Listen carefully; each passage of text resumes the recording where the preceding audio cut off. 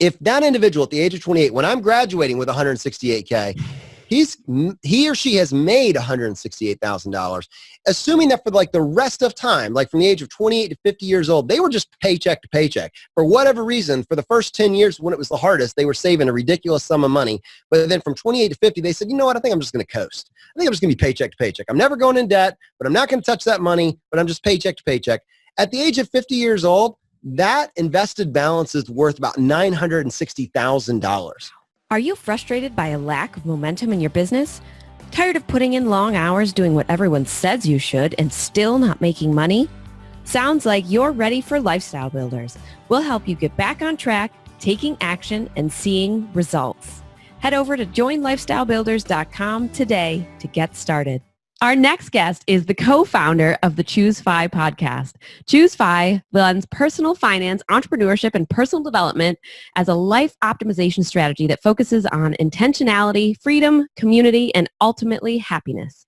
He started his career as a pharmacist with $168,000 in student loans. He aggressively paid off the loans in 4.5 years, and using the tenets of financial independence to cut his life expenses significantly, left his corporate job to focus on full-time entrepreneurship 9 months after starting the podcast.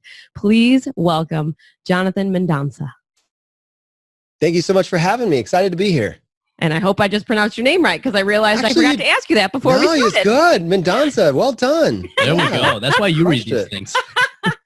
All right. So let's dive right in. So, there's been a lot of focus on FI and FIRE over the last couple of years, financial independence, retire early. And there's been a lot of people that have jumped on board. And at the same time, there's been a lot of critics. So I see people left and right, news articles coming out of people attacking this movement. What have you seen, really the critics say, and what are your thoughts on that? I mean, I think as with many things, when you have critics, that they're criticizing a straw man. It's something that you have made up to be able to criticize, because at its heart, with financial independence, there's literally no downside to having more options in your life. You just can't come up with anything. Now, you can create this character of something, oh, this person over there, look at them eating beans and rice, missing out on their greatest earning years. You can create this character of a person and you can rant against them. But at its core, when you have bandwidth, when you have margin, when you've been able to design a lifestyle, right, that gets you excited, and you have space in your life to do that, it's like unassailable. So, I mean, I could sit here and tell you what's wrong with there, but I just am not really interested in that. What I'm really interested in is cultivating a conversation to help, my listeners, your listeners. I think we have a very similar message, encouraging people to take actions, not these insurmountable actions, these things that are out of reach, but the small, everyday choices that you make to be able to design a future that you can get excited about. Yeah, and you're spot on there. It was funny because, we started on this journey before really we actually even knew the movement or any of that coming. For us, and I'll say for me, it actually came from first reading David Bach and being like, oh, we can become millionaires. And then really saying well, I don't want to wait 45 years. How do we compress it? And for me, Rich Dad, Poor Dad really kind of pulled us into that. So what got you onto kind of this path and having you make some of these choices? Well, I think for me, growing up in a lower middle class family from an income perspective, my dad was a community college professor. I was the oldest of 5 kids. Mom was a stay-at-home mom. I mean, you can do the math on that. We had our needs were met, but we didn't have anything more than that, right? And the extent of the financial knowledge that I came away with was, don't go into credit card debt. I mean, which is great advice. A lot of people would be well served with that advice. I'm grateful for that advice, but it doesn't take you to a whole nother level, right? It doesn't pull back the curtain and show you how things work on the other side. And I think that's part of what is actually annoying to me about the financial industry, historically speaking, is that there's a lot of money made by this complexity that you can't handle this. You probably shouldn't even look over here. You just need to have a guy or gal and we'll take care of it all for you. We got you. Wall Street's got your back. And that gets very expensive and it can be very daunting for the lay person. But I think at its core, what is very exciting to me about financial independence is I can understand it. It's a simple message. There's no secrets. What there are rules. There's principles in this world that when you learn them, you can't unlearn them, and they're unassailable. They just work. And that's pretty cool. There's this, a lot of stuff that is out there that's pitched and marketed and sold to you. is under the banner of get rich quick. Mm-hmm. And I think as soon as I hear that phrase, I'm like, oh, I just immediately recoil, because at its core, get rich quick is going to end up with your money in someone else's pocket, you a little bit better, kind of on tilt, looking for the next get rich quick scheme. Because it wasn't that get rich quick didn't work, it's that you didn't find the right one. And the right one changes every 6 or 7 months.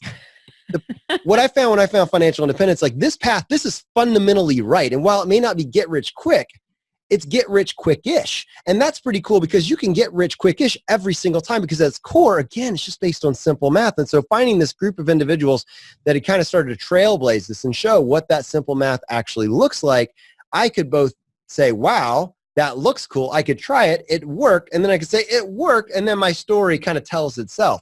And then I could look to see the path that other people have followed as well, look at the principles that they've used, see the overlap, and then say, well, that's not really confirmation bias. Rather, that's what you're seeing, this overlap of these principles that people follow. We all have unique life circumstances, but you look for the common themes and you start to see, all right, that's just truth. And I want that for myself, and I want that for my kids. So like, what is that, right? What is that?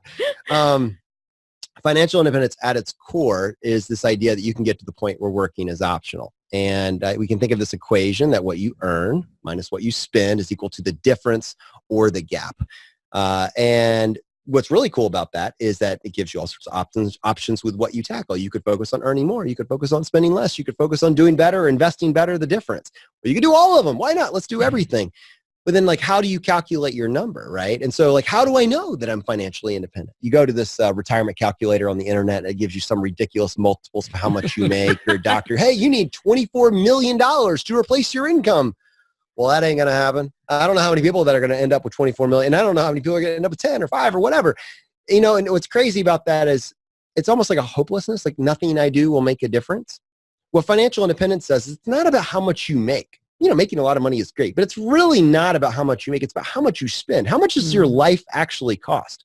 So few of us actually even have a handle on that. In fact, it's like stepping on the scale after a holiday. You just don't want to do it. You know what I mean?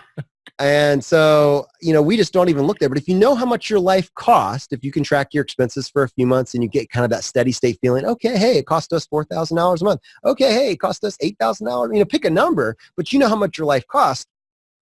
You can calculate your number by multiplying the annual version of that. So let's use $4,000 a month as an example. $4,000 a month times 12, multiply out times 25. You're going to need $1 million. $1 million.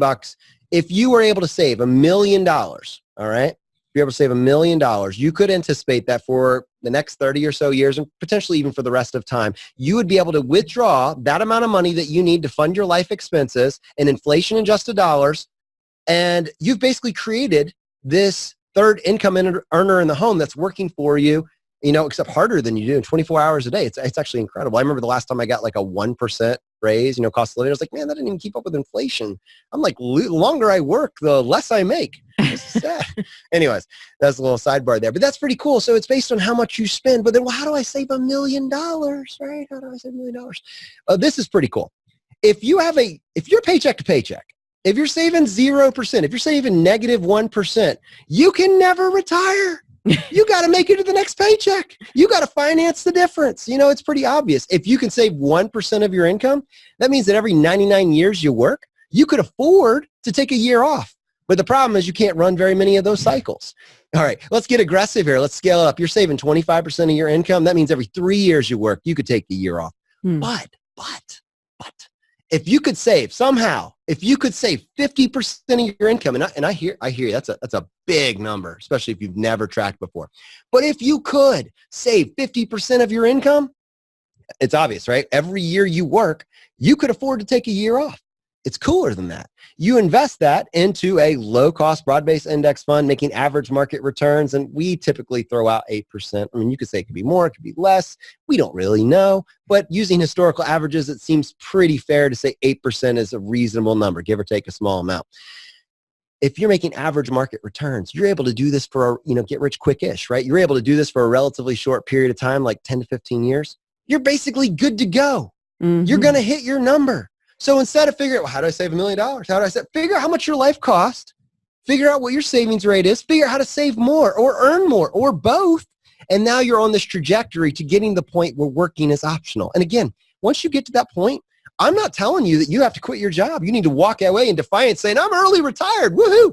But man, you have more options, right? Mm-hmm.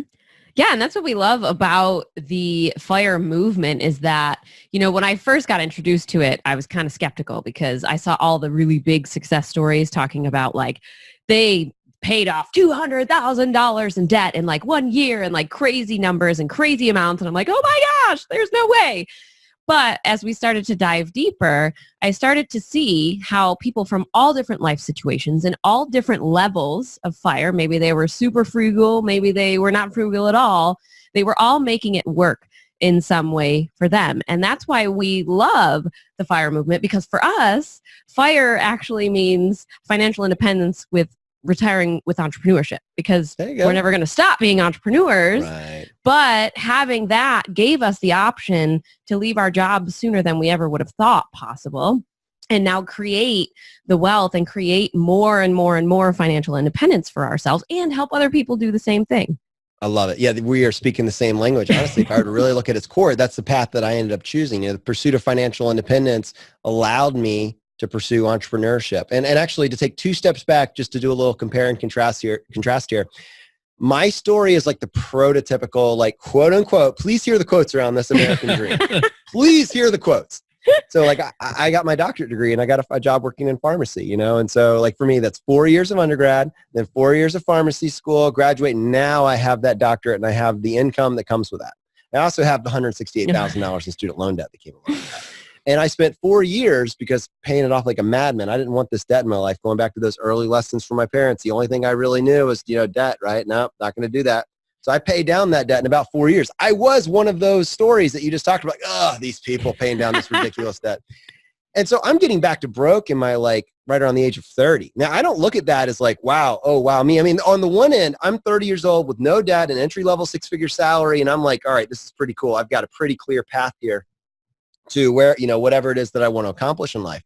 But knowing what I know now, like I was so fixated on getting that entry-level 6-figure salary at all costs, I forgot about opportunity cost and time cost. And I just didn't have anybody else model that. Let's pivot this story and let's just look at this alternate case study, for example, because I know individuals that never need to earn another dollar again. Like they're still working. They're barely 30 years old, but to provide for themselves, they've basically gotten to the point where working is optional at the age of 30. And the pattern between these individuals who I studied, who we found out all about their stories, the one common theme is they did not have student loan debt. And you would think, well, that must be because your parents paid for it. That must be, and as it happens with this cohort, these 4 or 5 or 6, 7 individuals that I have talked to over the last 2 years, in none of their cases was it because their parents just paid for school. It was because through creativity, through knowing the rules, for looking through opportunities, for getting employers to pay for it, internships, et cetera, going to community colleges, getting scholarships, they were able to have their school covered. And so they did not start with a student loan debt burden. Now, why do I set that up? For this compare and contrast. Let's say that you have person A, Jonathan. He graduates with $168,000 in student loan debt, getting back to broke right around the age, or getting back to broke by the age of 30, something like that. This other individual, he isn't worried about the 6-figure salary. He wants to get an above median income job. He's striving to hit something that makes around $50,000 plus a year, but he wants to do it without student loan debt. And he doesn't mind if he's going to school or not going to school, but it's like, that's not the larger focus. He's more focused on the ROI and making sure that he has a career and a job waiting for him without going into student loan debt. So between the age of 18 years old and 28 years old, he has 10 years. His goal is to save $168,000. Now, think about that in contrast. If that individual at the age of 28, when I'm graduating with $168K, he or she has made $168,000, assuming that for like the rest of time, like from the age of 28 to 50 years old, they were just paycheck to paycheck. For whatever reason, for the first 10 years when it was the hardest, they were saving a ridiculous sum of money. But then from 28 to 50, they said, you know what, I think I'm just going to coast. I think I'm just going to be paycheck to paycheck. I'm never going in debt, but I'm not going to touch that money, but I'm just paycheck to paycheck. At the age of 50 years old, that invested balance is worth about $960,000. That is $1 million decision, that American dream versus that individual that knew the rules and followed common sense investing strategies. I'll tell you, I know most pharmacists I know at the age of 50 do not have $1 million. Most of them. Because we weren't taught the rules. We just followed society's rules, and society's rules say, hey, brother, you only live once. The counterpoint to that is that you were born to do more than pay bills and die. You absolutely were. And so it's not worth it. Being able to afford the payments is not worth it. Instead, focus on what is it in this life that you value. Understand the rules that will support that vision, that dream for your future. It's incredibly empowering and it's doable and there's no secrets. Yeah. There's no class for this. It's just know the rules. I love that. And that leads to one of the topics that we wanted to cover with you, which is intentionality. And that is one of Tom's favorite words, but like that's what you just defined right there. Well, and I mean, and to that point, so you just, I mean, so much value for everyone listening in there. You just laid out the principles. You just laid out, figure out the number, and there's the rules we're going to follow. Now, what we see is that a lot of people will do that, but then they'll fall off. They'll come back and their day-to-day decisions end up, helping them now, but hurting them in the future. So how do people make the decisions to be able to live for now and enjoy life while also working towards FI? Well, I think if you're thinking about it as a binary thing, where you're either not FI or you're FI, then one might be, you could see how someone might get bogged down because the idea of financial independence is like not a hard sell. Hey, get to the point where work is optional. Getting to financial independence is kind of a rah-rah moment as well. But I mean, this is get rich quick-ish. It's not get rich quick. There's like a 10 to 15 year window in the middle of this intentionality that you're talking about. There's probably some sacrifices or things that you are going to be cutting that because you're spending everything now. If you're going to have margins, something's got to go, right? Mm-hmm. And so I think there's a couple components to that. One, coming up with a list of what is it in this life that you actually value is a really useful exercise. I think there was a documentary that's actually going on a screening tour around the country right now. It's called Playing with Fire. And in this documentary, Scott asked his wife, Taylor, who he's asking to embark on this journey with him, sweetheart, here's a list. Write on this list 10 things that your dream life would include. What would it include? What is it that you value? And she wrote the list out. And at the end of this list, there were a couple astonishing things on there. But, the pattern was that it wasn't stuff. Like if you look at it, most of us intellectually know that we're happier when we're spending time with our loved ones, when we're applying it to our hobbies, when we're exercising. Like these are not things that are like at their core expensive. They do require intentionality. Sometimes they're even hard. They're not even necessarily easy. Like it's not, we all know it'd be easy to sit on the couch and catch up on everything on Netflix and eat bag after bag of Cheetos. That's easy, but you feel disgusting and you hate yourself. Like let's not create a life for ourselves that just allows us to do things that make us feel disgusting and full of self-loathing at the end of it. Let's carve out a life for ourselves that allows us to lean into those things that actually bring joy to our lives. And like money is rarely, there may be, you can pay money for experiences and that's not necessarily a bad thing and you shouldn't necessarily cut all that. But what you should do is you should ruthlessly look at your budget and say, what am I spending money on? And anything that is not bringing value to your life, like cut that ruthlessly. And on the alternate side of this, spend lavishly on the things you do love. And I think that's the balance point. So many people are looking for a way to artificially get their expenses down to like, I don't know, some deprivation level. That's the caricature, right? Oh, beans and rice. That's not the point. That's not the point. But it is to have a life that's based on what is it that you value. And when you throw your time, your energy, and your money at the things that you value, you will appreciate the return on that. And then the other point is like the binary aspect, right? FI versus not FI. This is about, you get control every single time that you choose to invest in yourself, every single time that you create some space between yourself and the financial cliff. And we call this FU money. And on a family-friendly show, for me, that's Freedom Unlimited. But let me tell you how Freedom Unlimited worked in my life in a very personal story. And you'll appreciate this as an entrepreneur show. So I told you that I had $168,000 in student loan debt. And I told you that I made the decision to pay off that student loan debt. In a pretty short period of time, like 4 some odd years, I paid down that loan debt. So I'm one of those people that annoyed you, but you can't gloss by that. That's not something that happened easily. Paying down debt was probably one of the most taxing, hardest things that I have ever done in terms of, that means, so I'm working nights, I'm working weekends, I'm working, Sunday nights for 10 hours. I'm not seeing my wife. I feel like 2 ships in the night and my job is increasingly more stressful and more toxic. And every 2 weeks I get that paycheck. The government's already taken 30-40% of it, right, for taxes. And I'm making the choice to send another, 60, 70 some odd percent to pay down these student loans. And it's just, taxes, pay down the student loan debt. And the only thing I had to show for it is I knew that it was going to take me about 4 years. I could map it out. I had calculators coming out of my ears. I had this whiteboard. This whiteboard in this spare office had 100 check boxes on it. That 100 check boxes represented a pay period that I had made the choice to send that paycheck to student loan for 4 years, every 2 weeks. I'm exhausted. Like I'm this prototypical, just exhausted individual coming back after a 2-week stint. Like my feet feel like I'm getting gout, like early onset of gout. As a pharmacist, if you have any pharmacists in your audience, aspiring entrepreneurs, man, you stand for 10 to 12 hours at a time in one place. If you're lucky, you walk down the counter and back and forwards. There's no hiding. There's no chairs. And so, yeah. Yeah. And so I went and I every 2 weeks I'd go in there. It would be like before I could relax with my wife and my son, before I could do anything else, I just wanted to put that check box down, right? And I didn't know why, except I could almost sense the freedom that would open up once this was gone. And it's a slog. But then you'd look back after making that choice 6 or 7 times and you'd be like, oh my goodness, that's an extra $10,000 that's gone. Oh my goodness. And you could just see it. And you could see like the interest that was like at $30 a day when I started an interest, that now is down and it's a little bit more manageable. And you look for those small wins. But that's 4 years. Now, play this out. The student loans are gone. And now, actually, I paid off the debt. And right along this time, I've started a small side hustle. And it's Choose FI. And Choose FI took off pretty quickly. But it wasn't replacing my income, right? It was just a passion project. It was a side hustle. But it got to the point where it was covering my core expenses. My expenses weren't a whole lot. And the student loan debt was gone. The student loan debt was by far my most massive bill. It's gone. And so my life probably cost at this time in between $30,000 to $40,000 a year, something like that, probably closer to 40.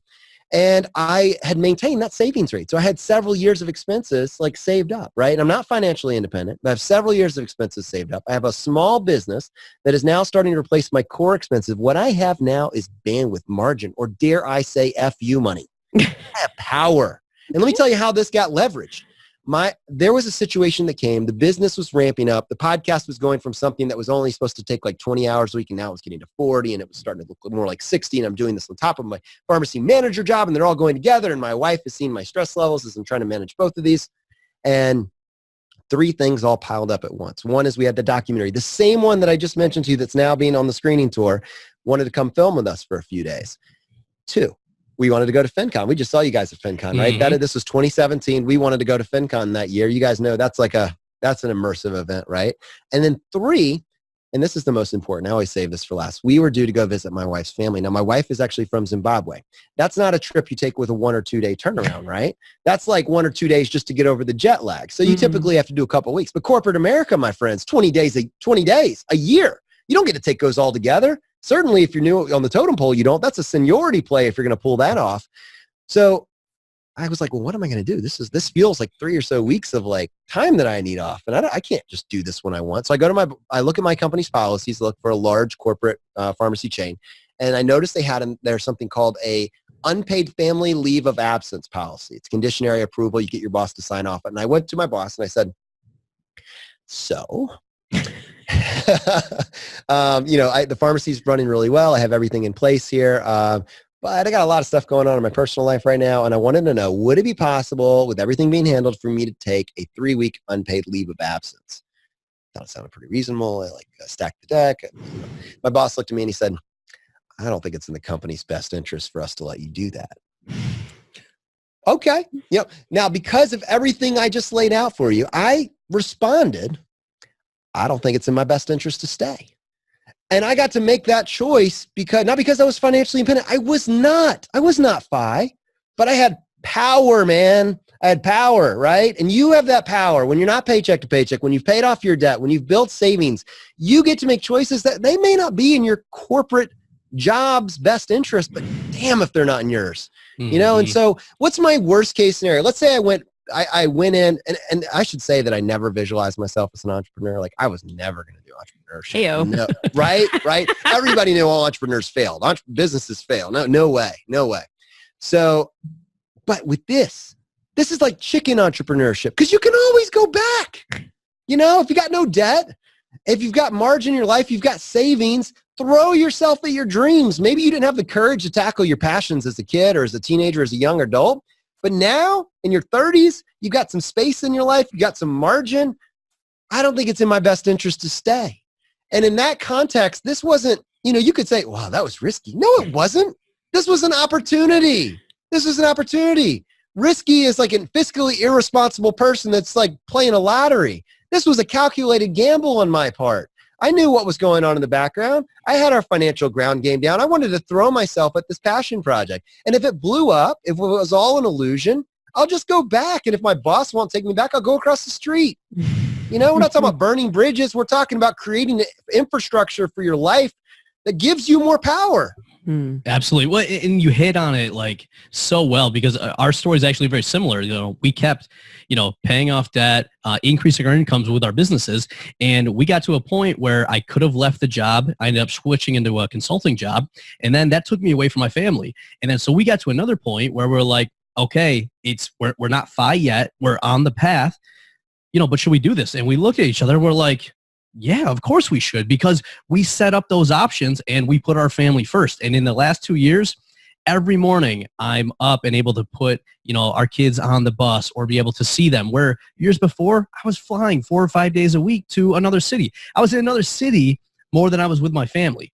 And it was because we took those intentional actions and decisions early on that we enabled that option for us. And now, every day we get to help entrepreneurs. We get to write our book, just like you guys wrote your book. We get to inspire people through the podcast, and something we would have never been able to do before if we didn't set up that margin and set up options. So transitioning into that, we wrote our book to, one, give people the path and share a little bit of our story, because like you said, everyone's got a different journey. So tell us a little bit about like writing the book for you guys. Who's it for? What was that experience like?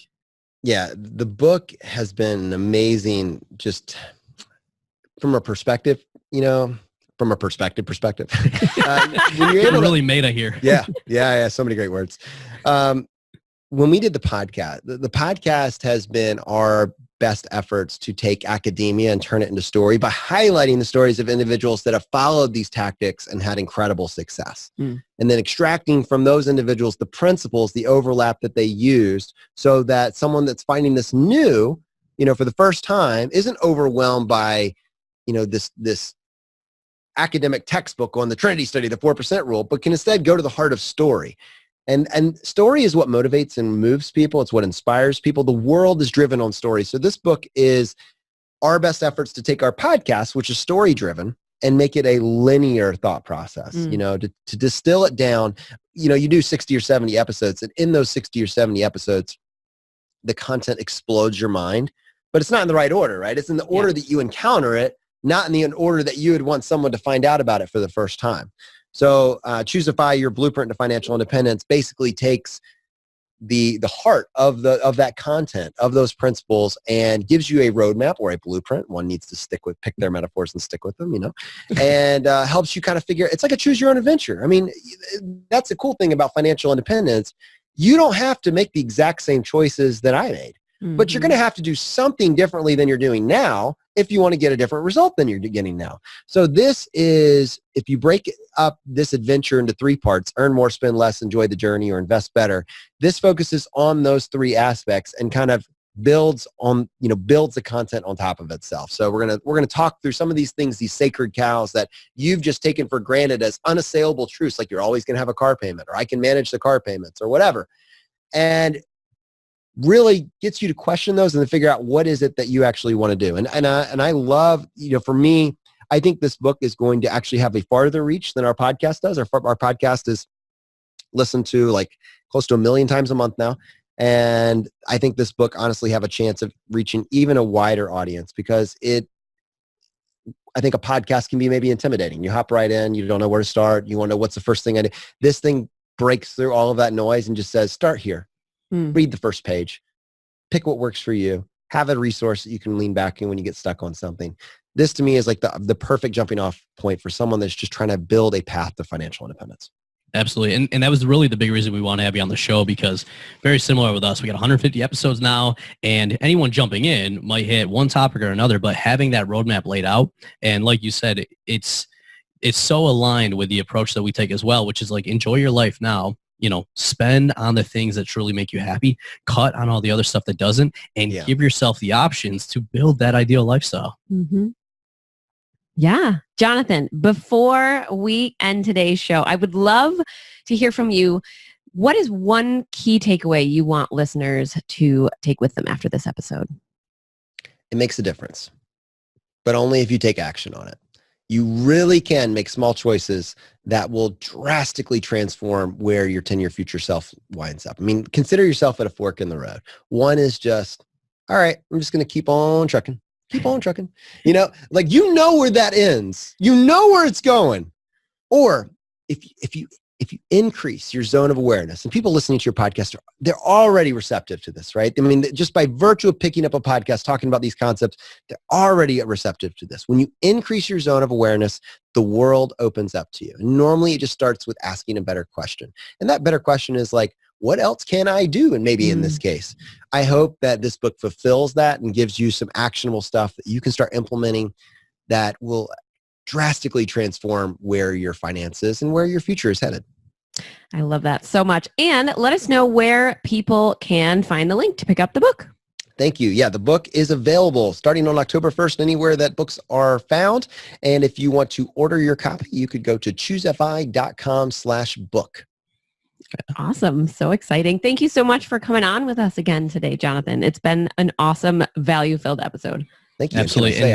I have my copy of Lifestyle Builder, starting to thumb through it, looking forward to getting all those takeaways as well. Yay. Absolutely. And so obviously, like you said, very much alignment between these two shows. So for anyone that is listening to this episode, definitely recommend picking up the book and also listening to the podcast, because a lot of what you guys talk about on Choose FI is very similar. And I think you guys approach it from a more diverse option than just entrepreneurship. So if you guys are seeking to build your ideal lifestyle and seeking FI, definitely check out Choose FI.